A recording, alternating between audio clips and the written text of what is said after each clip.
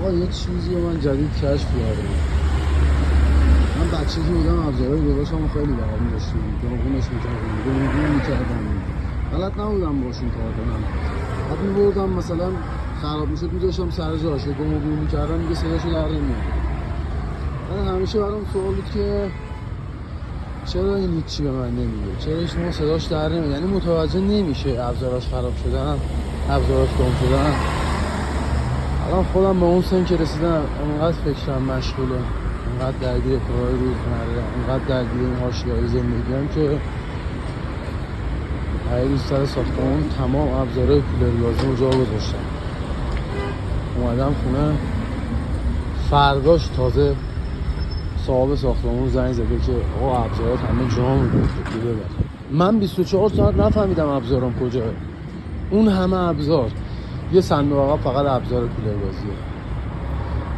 خواستم بگم که خیلی ذهنمون درگیره، فقط خدا کمکم کنه.